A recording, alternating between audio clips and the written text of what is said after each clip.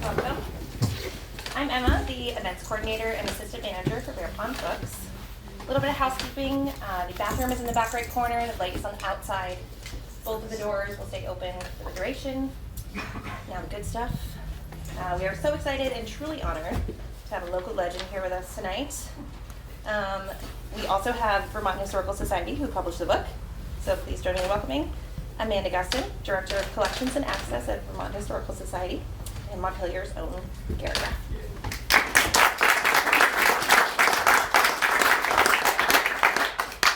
Garrett is a distinguished magazine journalist, internationally best-selling historian, and regular TV commentator and producer.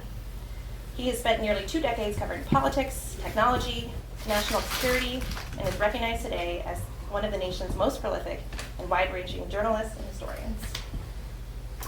Upon graduating from Montpelier High School, Graff attended Harvard University, began solidifying his position as a respected journalist in the field.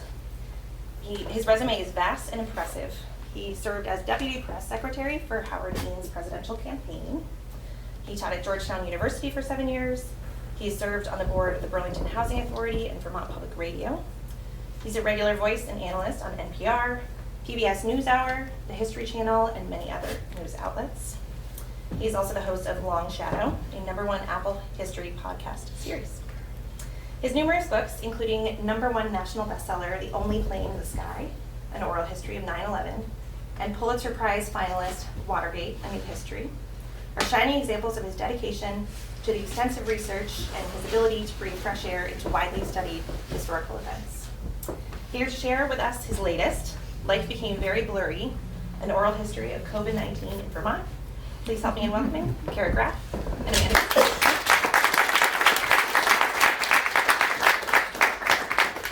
Well, thank you everyone for coming this evening. Garrett and I talked a little bit about how we were doing this. I'm going to lead off talking about the project out of the Vermont Historical Society that led to this book. Garrett's going to take over and talk about how he took our output from the project and transformed it into a book. We'll sort of reflect a little bit on the lessons we learned along the way and leave plenty of time for questions from everyone.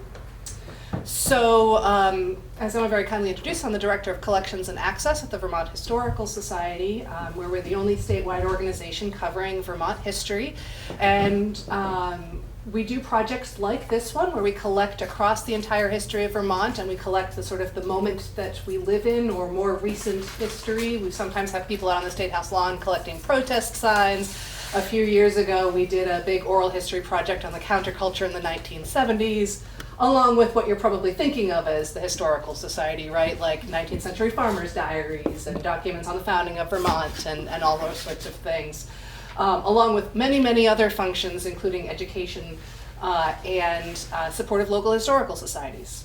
So the idea for this project got started when I, like the rest of us all, was locked in my house in the spring of 2020. Thinking, boy, this is actual history. This is a really big turning point event for all of us. And I was getting calls from statewide news outlets saying, compare this to 1918. What was it like in Vermont in 1918? And we did a little internal research. Some our librarians at the time. Amanda may look young, but she's actually 170. So remembers the 1918 Yeah. very thoroughly. Alas. And you're still getting Social Security. Yeah. Boy, not for long. Now that the secret is out. So we did a bunch of research. We found these diaries, some diaries, but we didn't find as much as we thought we should for an event that for us looms pretty large in the historical record. So I'm sitting there looking at, I wish I knew more about people's direct experience of the 1918 pandemic. We're living through a massive historical event, pandemic, so I started thinking about what a project would look like to collect what we were experiencing. So we applied for federal funding from a grant from the the Institute of Museum and Library Services. We received that funding in September of 2022, and the project generated, we've been saying a little over 100 oral histories with a little over 110 people. Some of them were dual interviews. And we consider that sort of the heart of the project, was generating this archive that future historians can learn from and work with. We're already getting research requests from people who want to learn about aspects of COVID. And then the other outputs of the project were to take that oral history archive and develop a book, a podcast, and then share that archive for researchers. So when we were brainstorming this grant, and I was thinking, gosh, you know, if I could have like a magic wand and get everything I wanted out of this grant, wouldn't it be great if Garrett would do the book for us? So we reached out. We've worked with Garrett's parents on previous projects, but we had not worked with Garrett directly. Called Garrett, and miraculously, he didn't need that much convincing to join in with us. He was written into the grant. People keep asking, when did he come on? He was written into the grant from day one. When we submitted the project, we said he's an important part of the project, and the book is an important part of the project. So super grateful for that, to take it's not often that you get to see as an historian the work that you generate turn around so quickly and become something that's shared with people, with so many people. So that's been great. And tomorrow we're releasing the first teaser episode for the podcast, which shares the name and is being edited by Vermont Folklife. So check out the Vermont Historical Society, and we'll provide ways for you can listen to that, where you can hear some of the voices. They are different things. This is not an audio book of the book. It is a different look at the same archive with the voices of people who experienced the pandemic. So that brings us to today. Technically, the project ends on March 31st. We are in the very final days of this grant project and rolling out the results of it. So that's that. So Amanda, as she said, coordinated this enormous lift across the state to train oral historians, to send them out across the state to do these 110 interviews, along with a lot of other artifact gathering that went into the project. The governor's press conferences, Mike Pichek's various presentations at governor's press conferences, sort of things like that. And then last summer, when the oral history aspect was completed, Amanda handed off to me about 3,000 pages of oral history, about 900,000 words, and said, go find something interesting in here. And for those of you who have read some of the other oral history work that I've done around 9/11 or D-Day, the way that I normally approach doing oral history is really sort of trying to interweave lots of quotes and sort of bring a lot of people's stories together in sort of one giant, very complicated puzzle. And this project I approached a little bit differently because part of, I think, the challenge of COVID was it was a very individual experience for people. In a weird way, events like 9/11 or D-Day, which I have previously tackled, there is such a thing as a sort of typical 9/11 story or a typical D-Day story. When I talk about oral history, when you're going through transcripts, I always say you're looking for the ordinary and you're looking for the extraordinary. You're looking for sort of who are the people who represent sort of the most typical story and who are the people who represent the most atypical story. And you want sort of both parts of that in oral history exercise. But COVID was in some ways very different. That across Vermont, how you experienced the pandemic varied widely depending on your age, your family unit status, your occupation, your economic status, your health status, whether you were in a city or a small town or a rural community. and of course your age as well. And that what I instead approached this project with was trying to find common themes and unite sort of stories among common themes. And so the book itself ends up being organized, as any good Vermont project should be, into 14 different chapters. Sort of each looking at sort of the major themes that came out to me in the project. So, life in small towns, faith, family, work, community, schools, the experience around the vaccines, the experience of actually having COVID, the experience in our medical system, and then a couple of chapters where I was able to sort of interweave stories around the state response and the state government and the health department's work, and then what to me was actually one of my sort of favorite chapters to work on, which was the story of the state legislature, which of course went through this incredible transformation to figure out how to do a collaborative citizen legislature all remotely in a matter of days, and keep the state functioning and be there to pass the legislation necessary to help get the state through the pandemic, and then reduced what is normally sort of this very collaborative, community-oriented state house process to the same process that all of the rest of us felt of sitting at home on Zoom and then logging off Zoom and then being alone in your house, which was sort of this, I thought, these interesting stories from the Speaker of the House and some woman named Becca Ballant, who was in the state Senate at the time, and how you saw these these state legislators in many ways have the same experience that the rest of us had, in terms of the isolation and the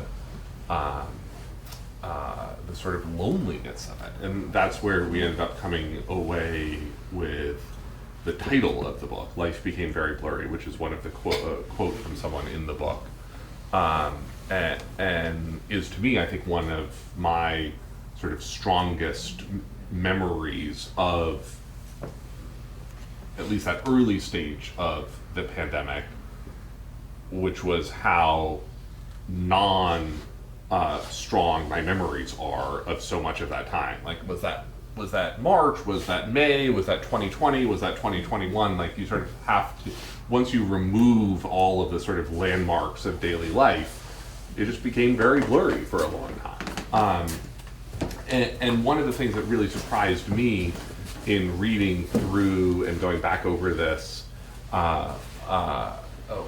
was how much of the pandemic I have already forgotten just 5 years later. I mean, this is, March 11th was the 5-year anniversary of sort of the day that, COVID really hit big. March 11th, of course, being the day where, you had the NBA shut down, Rudy Gobert tests positive, the Dow drops, I forget whether it's 700 points or 800 points or 900 points, but some very large number.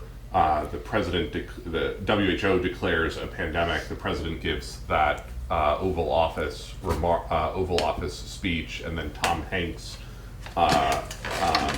announces that he has COVID, all in this like 90-minute period, from 8 o'clock to about 9:30 on that evening, and then sort of the whole world changes. And what I think is was so interesting again about how much I'd forgotten was when we talk about the pandemic, and I understand and I write about in the book that we are still very much in the pandemic, and so it is in some ways wrong to talk about it in the past tense, except that for sort of the purposes of conversation for this project, when we say the pandemic, we mean basically the period through when vaccines become widespread in the spring of 2021. And that it really wasn't just one pandemic, that there were all of these distinct stages, and I was surprised at how much of that I had forgotten myself, and that these things and phrases like 2 weeks to stop the spread and flatten the curve and open by Easter, sort of all of these distinct moments that I remember very well the moment someone says them to me. But you're like, oh yeah, like flatten the curve. That was the most important thing in the whole entire world for like 10 days. And then we were all like, what comes after this? And then they're like, actually the same thing. And you're like, oh, okay. And sort of that, the way that those goalposts moved over the course of those first couple of months where, you're like, oh wait, I think we're actually not going to be out of this in 2 weeks. Oh wait, I think we're actually going to be in this through April. Then I think we're going to be in this through June. And then, it's not actually going to end anytime soon at all.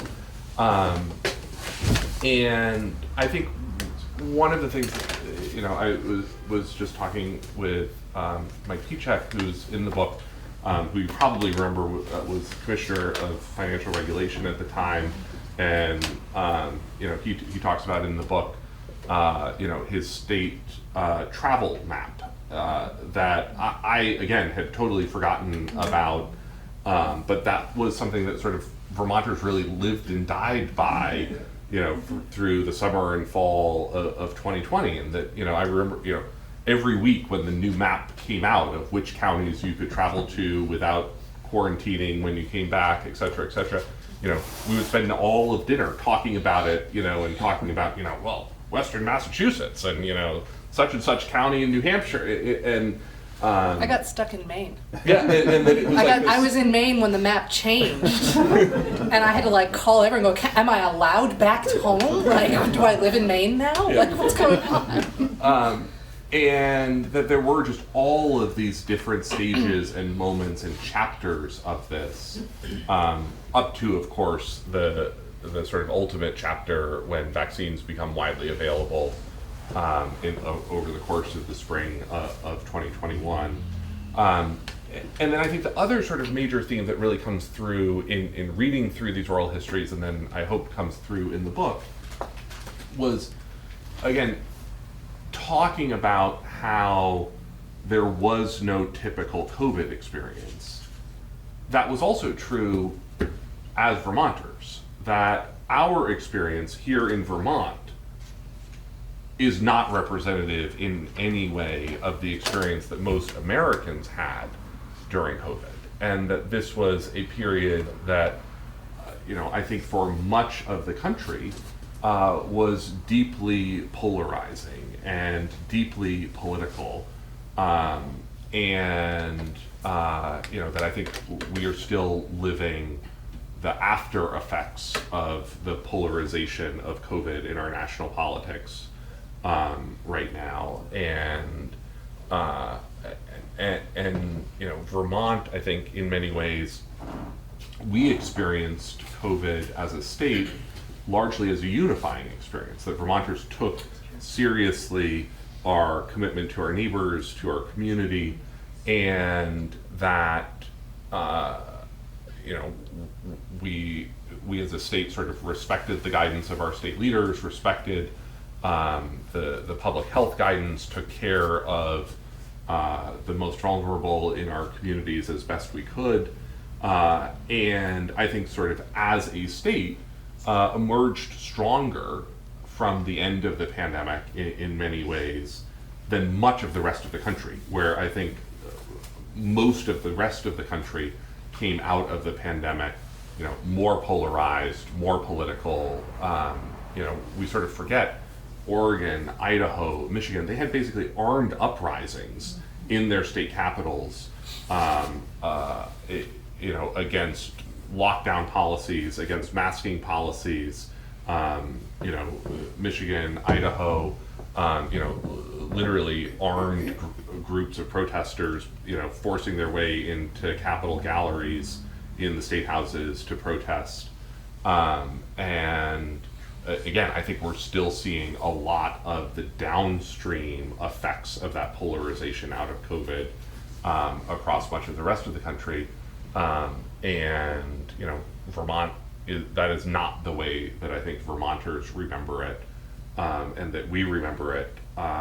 Actually, I mean, not as a wonderful time for our state, but one where we saw the sort of fabric of our state come to life, and that sort of that we as a state really lived the values that we like to hold as Vermonters, and how so many people in the book, you know, expressed gratitude about being here in Vermont for the pandemic, and expressed, you know, this is a state that is very good at social distancing. We do it for 6 to 9 months a year. You know, this is a state that is, you know, very good at being alone for long periods of time in our own houses.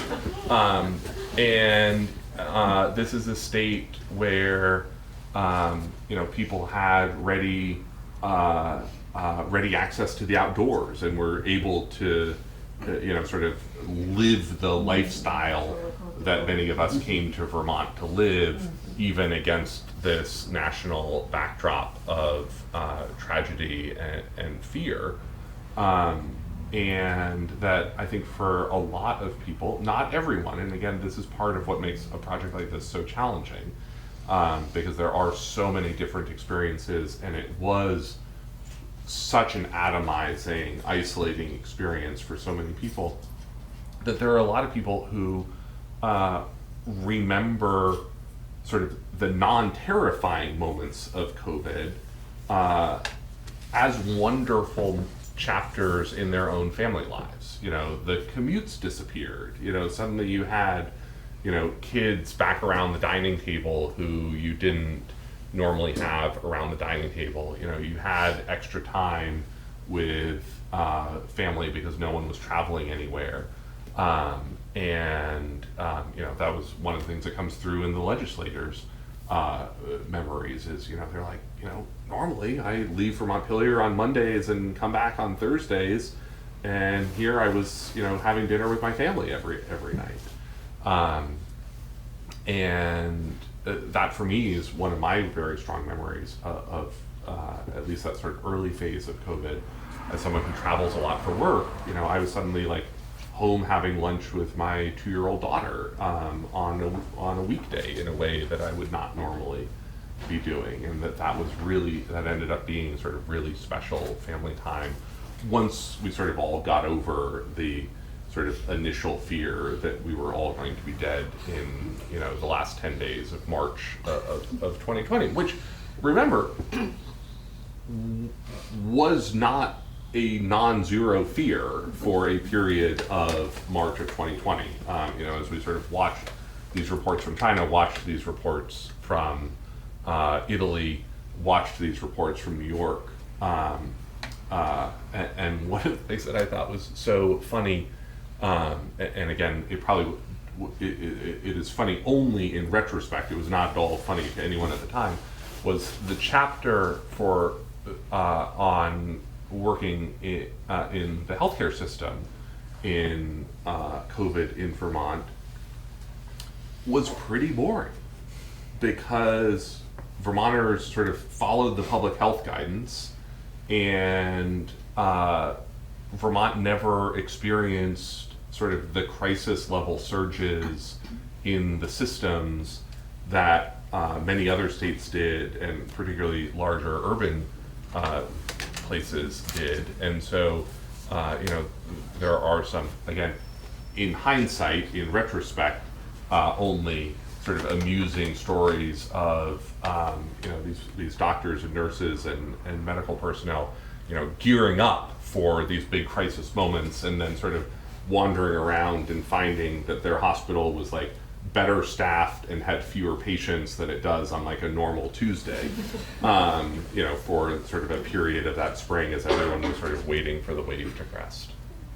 So, I mean, I don't know if there's anything else sort of thematically that leaps out at you that Amanda and I did Vermont Edition together on Monday, and so got a chance to sort of We pre-had this conversation in a way.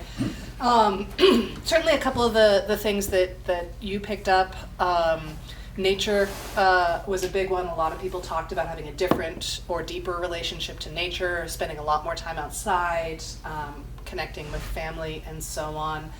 And I think that one of the things that came through for me, I did, I think about 25 of the interviews myself, is how atomizing, I think, is a good word, because people talked about just every experience in their lives just changing. Even if it was just a subtle shift, even if it was just like 2 degrees different from where it might have been in quote unquote normal times, it felt like it touched everything. And some things were huge. The grief from missing milestones was real, from missing graduations and weddings and just all of those things that you would be with. We're programmed to be with. As much as we like to be isolated in Vermont, we are still programmed to be with other human beings at moments that matter to us, and we could not do that from the very, very, very small things on up to the really big ones, people who lost loved ones and were not able to be there, either at the time or in the aftermath, and how everything in people's lives, and oftentimes in the interview, people would say, oh yeah, and then this, oh yeah, and this, I hadn't thought about this, and following up on that. So that's, I mean, I lived through it myself, I experienced that myself, but it really struck me over again. All of those different things. I did want to take a moment. We have quite a few people who were interviewed for the project in the room. If you were interviewed as part of the project, can you raise your hand for us, please? Thank you, everyone. We could absolutely not have done this project without the people that who agreed to speak with us, agreed to sit down with our interviewers, and in some cases, like, have really emotional, share really deeply emotional and private parts of themselves. And I will say that we said in the grant, somewhere between 100 and 120 oral histories. And that felt at times huge, and then that felt way too small. Because we could have interviewed every single Vermonter and gotten even more layers of complexity, even more fascinating connections, even more uniqueness out of every single story. Sometimes we would call someone and say, we'd like to interview someone. Either someone suggested you to be interviewed, or sometimes we would put out a call for, if you were working as a teacher during COVID, we've sort of moved into that thematic chunk. Could you? And people would sometimes say, I guess I'll be interviewed, but I don't think my story is that interesting. That was a not uncommon thing for people to say, and without exaggeration, not a single person had an interview that was boring.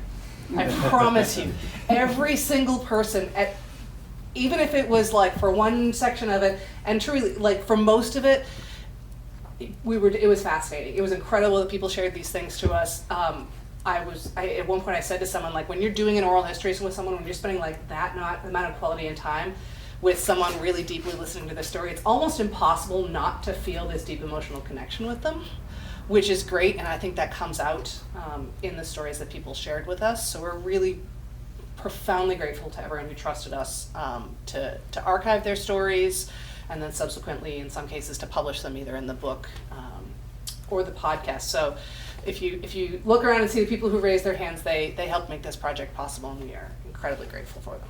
Yeah. So. And I,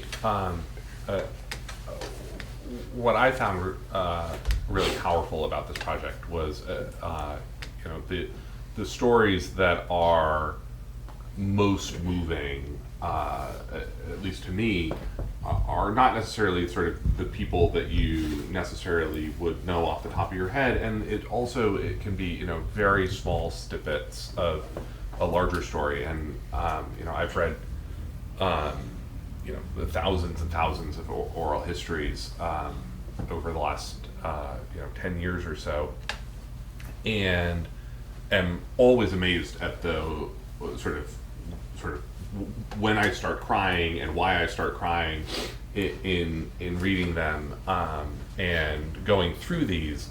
I just was constantly amazed at how moving some of these stories were, um, and then the way that someone talking will remind me of a moment during COVID that was there were some incredible stories in here of the lengths that teachers and school librarians went to keep kids engaged, to keep kids learning during the pandemic. And I think she was a U32 librarian who I don't know any of you by name or face, so you might be sitting in the audience. But she was talking about how she worked. Everyone sort of paid attention to how the school bus drivers delivered the school meals home to families to sort of keep kids fed during the pandemic.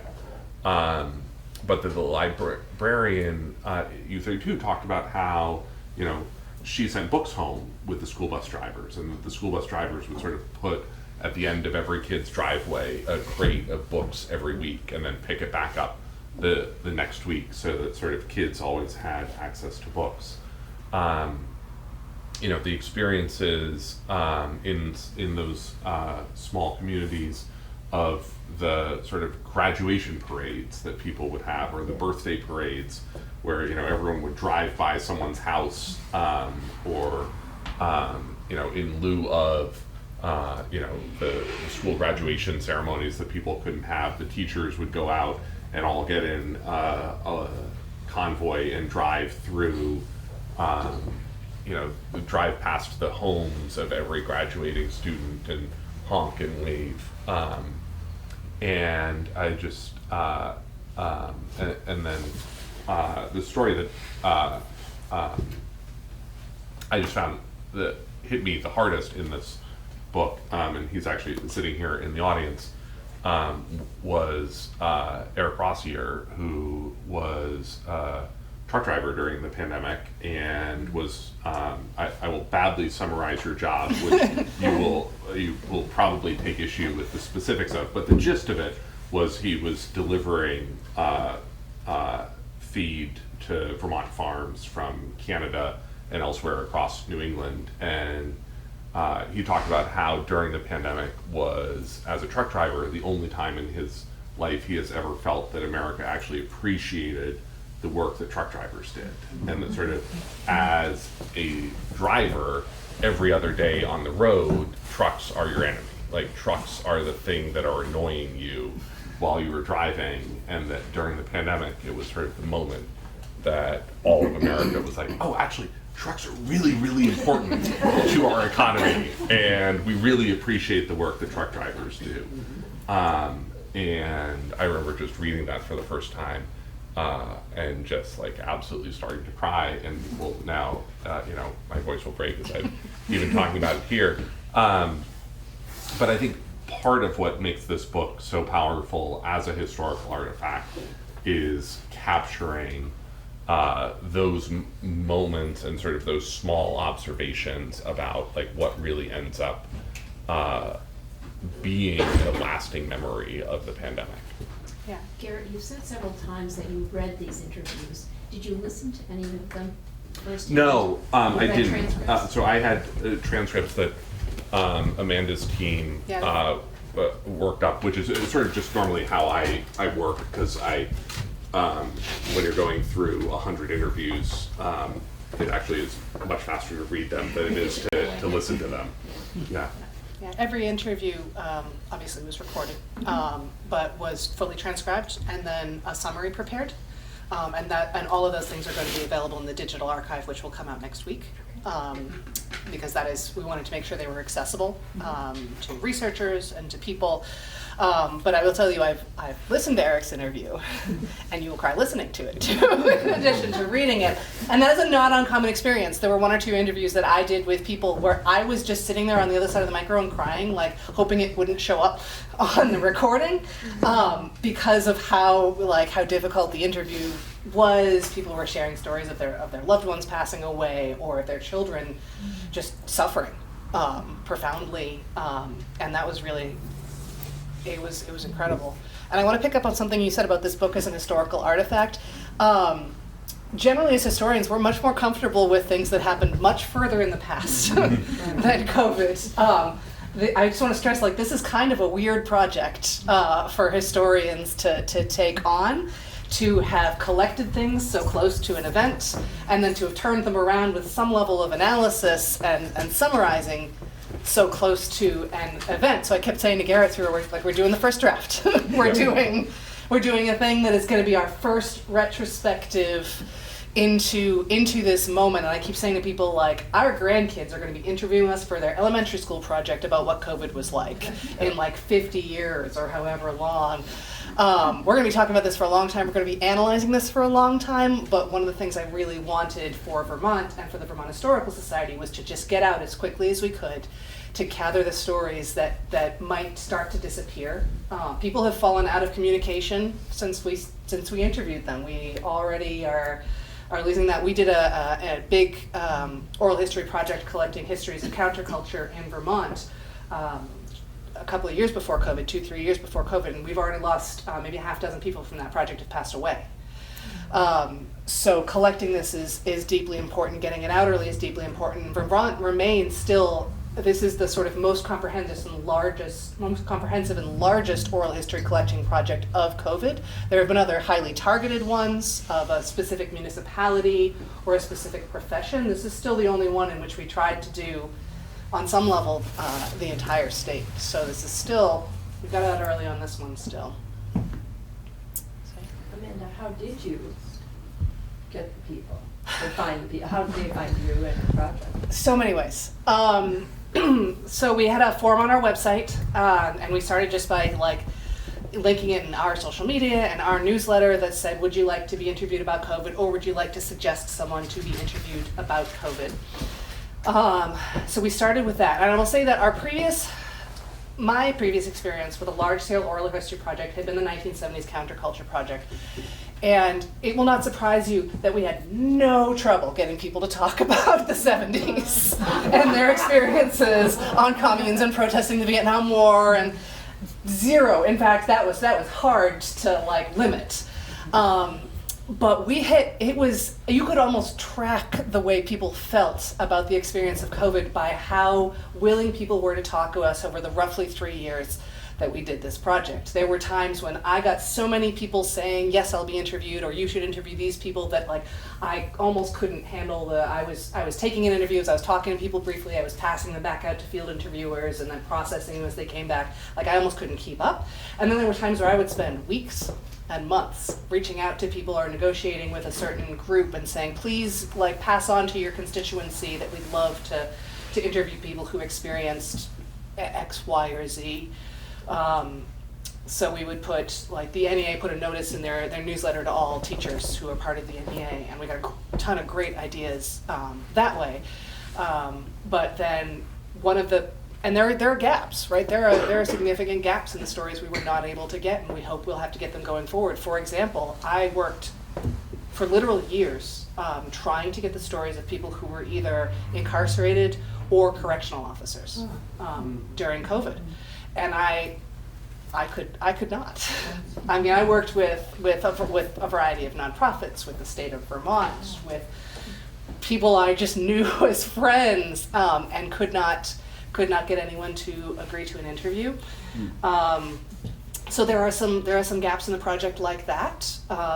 In some cases, it's just too soon for people to talk to. In some cases, they were highly sensitive populations that we worked hard to build trust over the course of the project, but sometimes that just didn't happen in the time span of the project, and I hope we're able to continue doing that forward.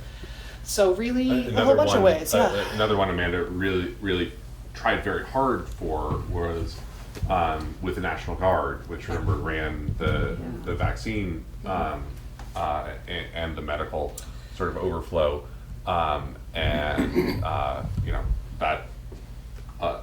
Unfortunately, we're still so close to the event that the people that we would want to talk to are all still active in the Guard, thus requiring permission 19 levels up in Washington that Amanda was never able to navigate. And so, that's a sort of, I think, chapter that will probably come out and Yeah, as be people able to be leave added, service, so, yeah. years from now when those people are actually out of the service. Yeah, I got it. It went all the way to Washington. It went truly up the levels of command, and I kept having to like re-explain the project and re-provide materials, and then it got nixed Yeah.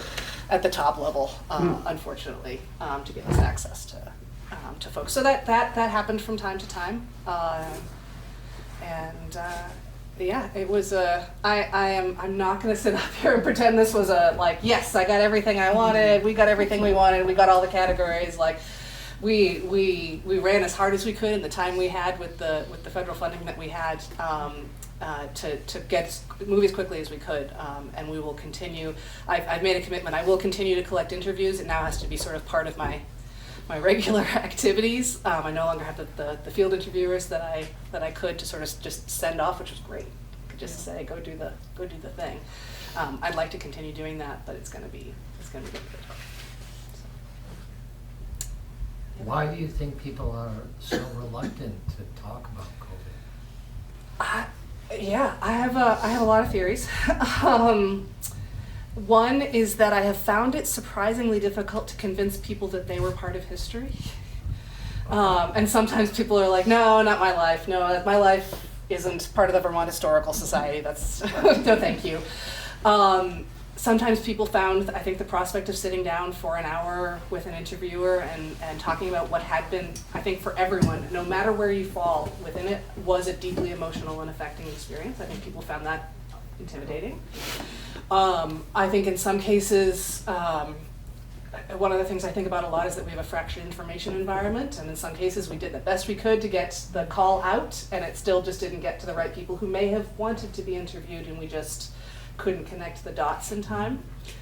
One thing I am proud of that we were able to work with people for whom the experience of COVID was a deeply alienating experience, and for whom it took away their trust in institutions and government. So people who ended up declining the vaccine, for example, or advocating against masking or advocating against lockdowns.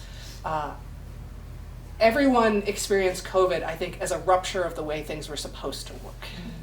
On some level, for everyone, that was a shared experience, and for some people, it was a profound rupture. It was nothing made sense to them anymore. The institutions that they had trusted, they were deeply alienated from anymore. And I think Garrett talked about how in other parts of the country that you saw that erupt in some ways, but it was absolutely present in Vermont as well. So we worked very closely with a number of people for whom that was their experience. They were let go from their jobs for refusing to mask or vaccinate. They organized conferences speaking of and arguing that masks were harming people. And for us, it took a lot of working with them to say, we do not have a narrative here.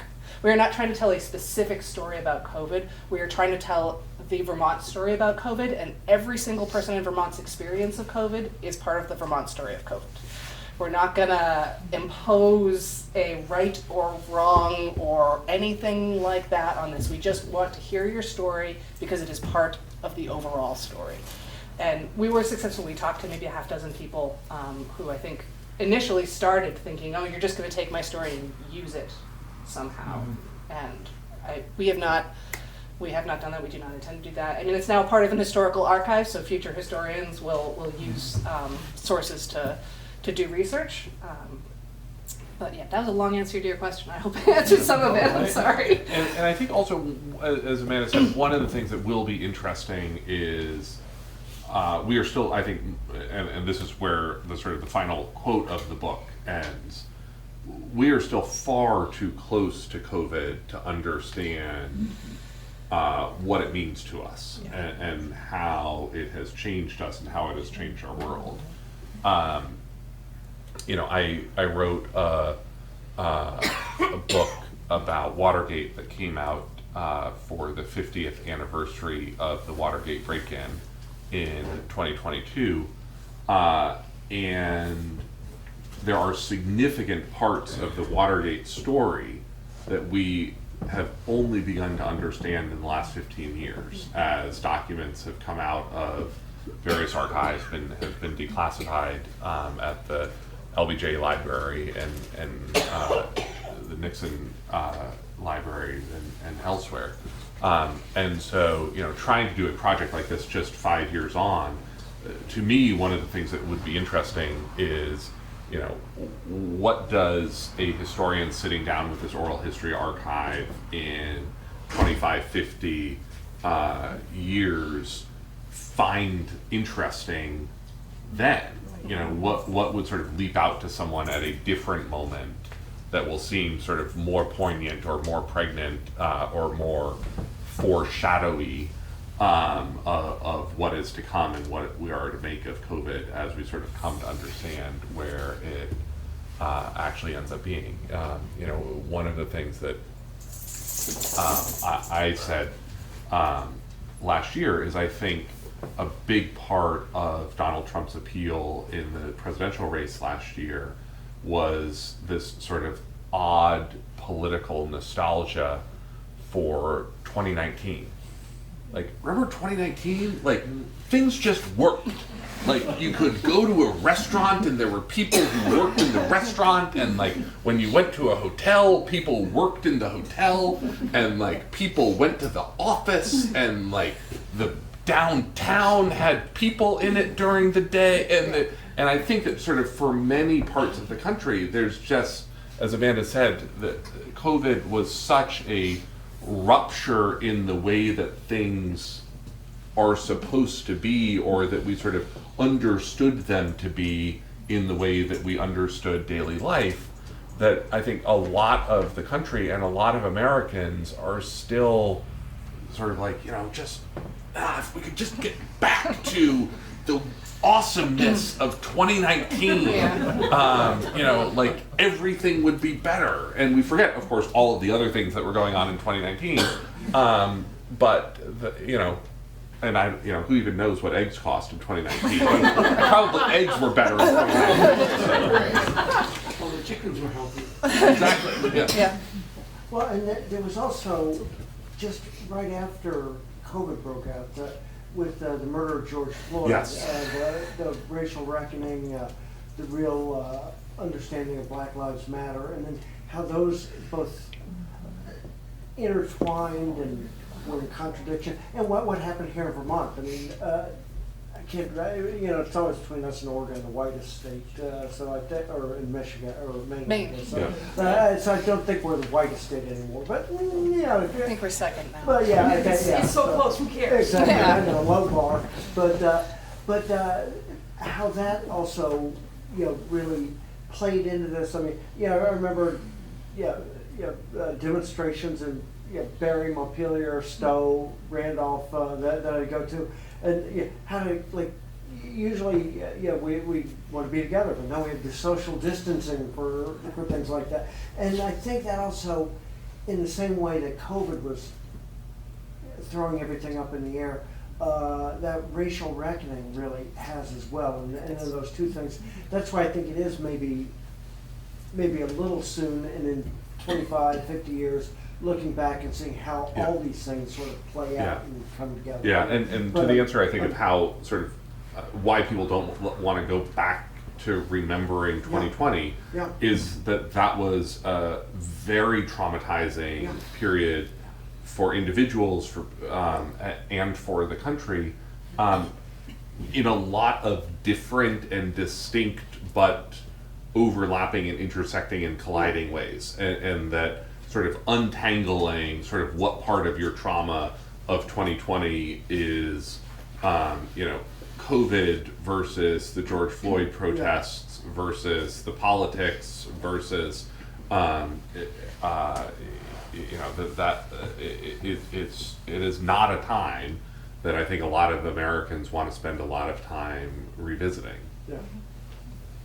Yeah, and I will say that for this project specifically, we did ask people to really focus on COVID and their experience of COVID. That was what we were at the grant for. That was our collecting goal. So certainly that the protests of that summer, certainly the election of the fall of 2020 show up in people's stories because they're sort of inextricable from their memories of that time. but it was not necessarily our goal to collect their experiences of those. I think they should be collected, and people's experience of that collected. But it doesn't as much show up in people's stories. And I should say one other thing, which is that when we were collecting stories, we did not have a set series of questions. We didn't go into this like with we're getting these 5 things from every person we talked to. When we trained our field interviewers, we said start with this guiding question: what has the experience of COVID been like for you? Mhm. And then they were trained to ask follow-up questions on things in the interview. I think if you look at my notes from when I was doing interviews, just like random words all over the page to remind myself that I wanted to go back and ask about something someone had mentioned. Because the people giving the interview, it was their story.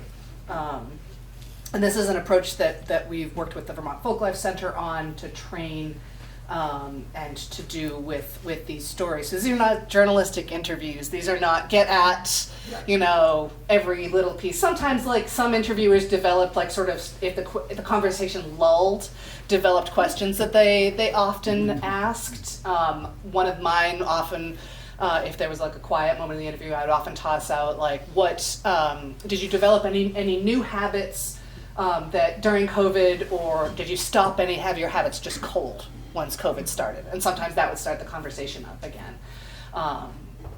Which is to say, we didn't have stock questions about COVID or about the summer of 2020. Yep. And this is as it was happening, right? No, They were interviewing people? No, your definition of happening. We started interviewing in the fall of 2022. So yeah, it's still absolutely COVID still for, like I got COVID for the first time just after we trained our field interviewers. So very much, it was still out and about, is still out and about. So we always gave people the option of doing a remote interview. We did have some remote software that we occasionally would record it if people were more comfortable with that, but we did try to do in-person interviews with people as much as possible. So, yeah. I think there was a question over here. Yeah. So I think it's interesting, the blurry title, because did you have trouble getting people to remember? I mean, because I can't, like you said, the things were hard to put into context. And I think that I didn't do the interviews, but I read the interviews, and my impression was if you ask someone what was your experience during COVID, they have memories, Sure. but they don't necessarily encompass sort of the whole period, and they couldn't necessarily distinguish, was that March, was that May, but they have sort of impressions, and I think to me one of the things that is interesting and distinct about oral history is it is a tradition that sort of focuses on the lived experience, and it's distinct, I think, from when you're trying to write what I also do, sort of strict narrative history of this happened on this date, which was followed by this thing, which was followed by this thing, and I'll sort of use a comparative example from my 9/11 work, which is one of the stories I tell in my 9/11 oral history is the story of Heather Penny and Mark Sassville, who were the DC Air National Guard pilots who were scrambled into the air on 9/11 to intercept Flight 93 as it was coming towards Washington. And they are sent up that day in unarmed fighters because there was no time to load missiles or weapons onto their planes. And so they're sent up on a kamikaze mission, what they think of as a kamikaze mission to crash into Flight 93 as it closes on Washington. What they don't know is Flight 93 has crashed 37 minutes before they take off. And had Flight 93 been on course for Washington, it would have actually reached Washington before they even made it into the air. So I got into a dispute with the 9/11 Commission in my book because the 9/11 Commission thinks Heather Penny and Mark Sassville are irrelevant to the story of 9/11 because they were never in a position to influence the outcome of the arc of that day. And so, sort of, they were not really a part of the US government's response because they showed up too late, too little, in the wrong place. And my argument was that's not what Heather Penny and Mark Sassville thought as they were scrambling their fighter jets off the ground in the DC Air National Guard. And so I think that in history, there's sort of room for the 9/11 Commission version of the strict narrative and the oral history, which is focused on the sort of lived experience of the people who know only the things that they know at the time. And so I think one of the things that comes out in this is, none of these interviews are a completely comprehensive narrative of someone's entire, 2+ year COVID history. There's sort of the moments that stand out, the moments where people felt their lives changed, or felt sort of those ruptures that they that Amanda was talking about. Yeah, and I will say that I'm trained as a documentary historian. That is my comfort zone as an historian. So when I started doing oral history, when we started working with the Vermont Folklore Center, it for a little while it was like, what if they get the date wrong? It doesn't matter. And that took me a while to really internalize that it really doesn't matter. If someone thinks it happened in the spring of 2020, it doesn't. For the story they are telling, it does not matter exactly when it happened. Blurry. Yeah. And I think that is a particular feature of these interviews because so many people talked about time just Being weird. getting weird. Yeah, just getting very strange. It all blended together, So that comes out in the way people tell their stories. And I think speaking to lived experience, the way in which people tell their stories tells you how they experienced those moments. Yeah, I think that notion of time is crucial to COVID. And because I was thinking about this with 9/11, because I was in New York City then. I saw one of the planes hit one of the buildings, literally. And all of us in New York, we had this sense of there was one moment. When you talk to people, you talk about one moment. And there was aftermath and all that. But 9/11 was that moment. COVID was not that.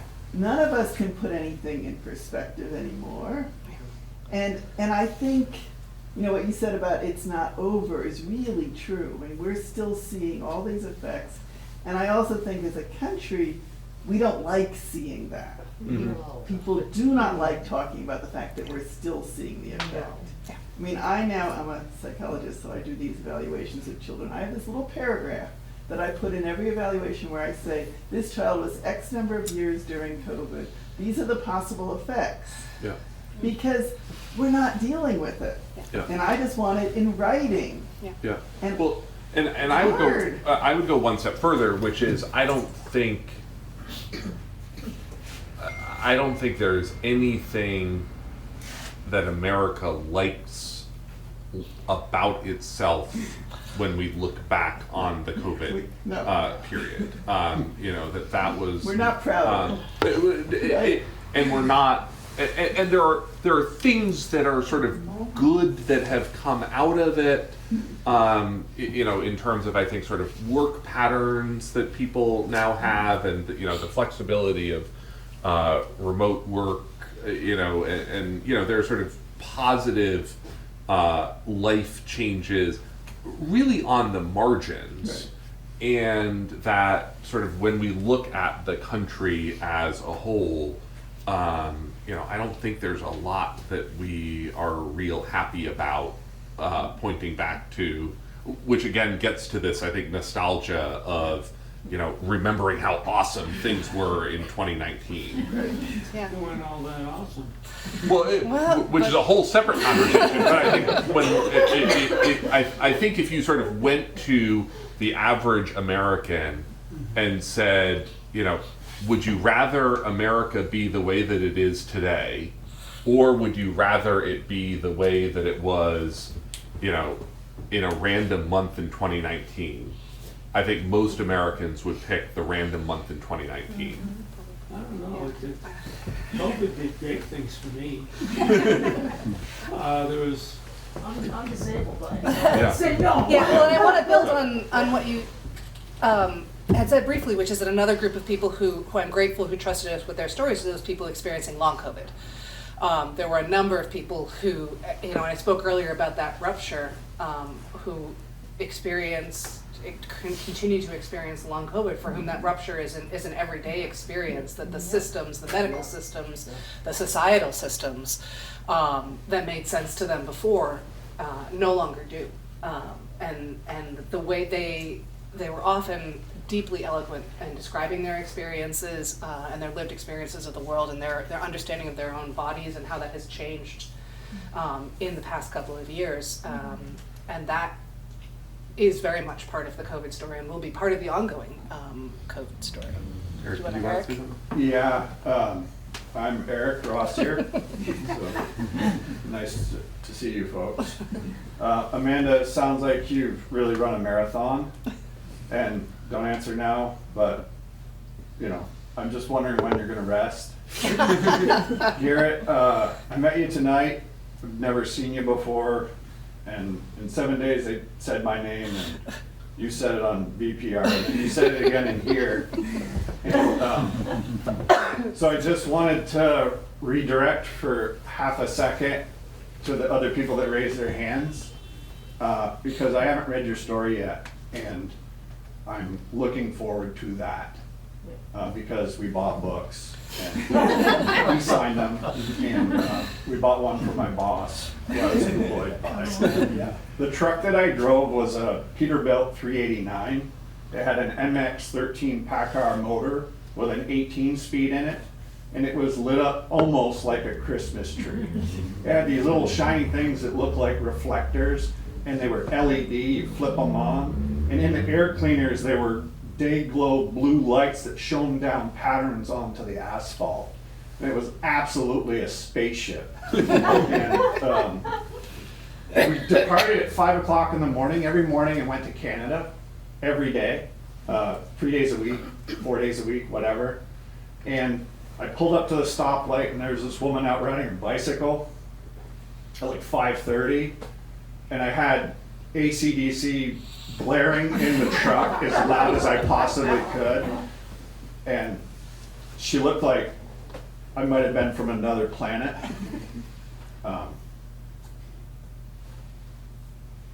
When I shared my story, because my girlfriend's an associate of Amanda's, they work at the same place doing history stuff, I didn't think that what I said would have such an impression on the author, who I'm super impressed with. I mean, I know you got into Harvard. I just heard you got into Harvard. That's pretty cool to me, because it's difficult. And Truck driving is too. yeah. They were working on the rest areas on Interstate 90, which meant that we couldn't get food.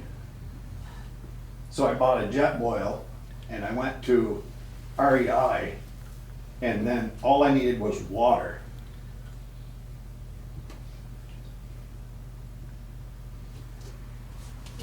I mean, like, there was one, and we went to Watertown. Like 4 loads a week. The alfalfa comes in from Alberta, Canada, on the train to Montreal, and on a short ride to Saint-Césaire, Quebec, and that's where we picked it up. And this is big, square, dry, western alfalfa. It's almost grain. It's so nutrient rich. And I would deliver that same load to the far end of the Hamptons, which I didn't realize people there don't want to see their neighbor. They have these huge water hedges, so you can't even see their house. And I would reach there about 3 o'clock in the morning, and the water would be spraying all over the road. You just drive right through it to a 21 cow dairy in Bridgehampton called Mecox Bay Dairy. Just because they said my name 3 times here, don't mean your story is not important. And I really am grateful that each and every one of you did 2 things. You said yes, and then you showed up so that somebody could hear your story. And I want you to know that that's important to me.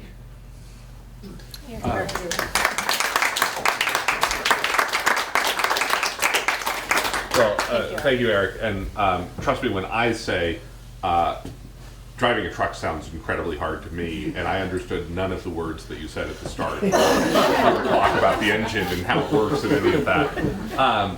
But I think Eric's story, and I was telling him this a little bit beforehand, and Amanda touched on this before, part of what I think is so challenging about a lot of these oral history experiences is the way that it's hard for us to realize how our stories fit into the larger national stories of these events. And I was telling Eric that one of the figures in my 9/11 book was this guy, Richard Eichen, who is, and again, I'm going to get the details of this slightly wrong, but the gist of it is roughly accurate.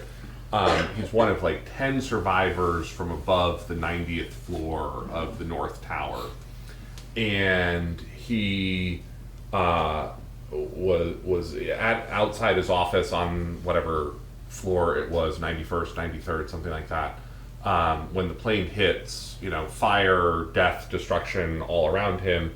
He evacuates down all 90 stories, is outside the building, caught in the collapse, hit by rubble, gets himself to a hospital in Lower Manhattan, is then afraid at the hospital of what else is going to happen in Lower Manhattan that day, and so he breaks himself out of the hospital in a hospital gown, walks across the Brooklyn Bridge. He's with only a Snapple, which we know because there's this photo that's in the book of him walking across the Brooklyn Bridge in a hospital gown with this Snapple, and then gets to Brooklyn, sort of hitchhikes his way home in the bed of a pickup truck at the end, by the end of the day, to his house in the sort of far corner of Brooklyn. And I met him on the book tour in 2019 when the book first came out, and he comes up to me and he says, "I can't believe you included my story." And I was like, "Richard, I read 2,000 oral histories of 9/11, and yours is the single most incredible human experience that I encountered of anyone who lived through 9/11. And that had just never occurred to him, because for him, it was only his story. And he had, part of one of the things that I sort of learned from one of the other people in that 9/11 book is the challenge of trauma is it is not competitive.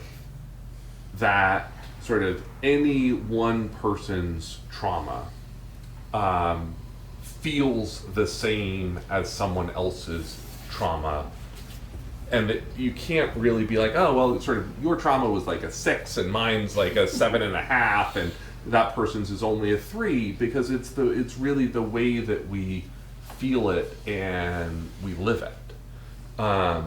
And that I think part of this project, part of the power of any oral history is the way that it strives to put people, put readers, put listeners back in the shoes of the participants, knowing only what they knew at the time as they were living the events. Because I think, again, part of the challenge narrative history, of documentary history, is the way that we like these neat and clean and linear stories, and that, you know, when I write a narrative history of Watergate or another narrative history, you know, there's a tendency to try to make events feel more simple, more clean, more linear, sort of more preordained, more foreordained than they actually felt at the time to anyone who was living through them.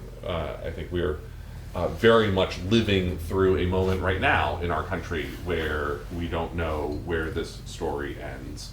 And that was very much our experience living through COVID. And so I think, you know, what I'm excited about for those of you who will read this is the chance to sort of step back into that moment where we now know how some of these stories end, but the people in the books are taking us back to moments where they don't know how the stories are going to end. And then Emma's doing her very quiet approach towards the front. I think we Just like a good will, segue. wrap up here. I will just close by building on what you said there, Garrett, in the doing of history. Someone asked me this afternoon, like, what do you hope people take away from this project? And I always say, like, I hope they understand that, like, history is more interesting when it's more complicated, and that it's always more complicated than we think it is when you have those neat narratives, and it takes a great deal of work to put together history, to do history. It is slow, it is inefficient, it is time-consuming.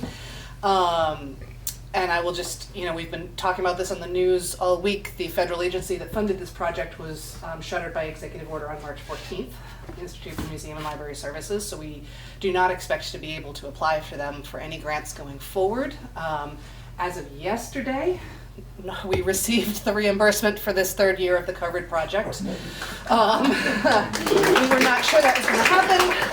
That would have been a very large, ugly budget hole for us because we had already done the work on year 3 of the project. But we do have another grant at the Vermont Historical Society that started in October that is a phenomenal grant that is providing technical and professional support to local historical societies across the state where so much important Vermont history lives and is safeguarded by passionate local volunteers.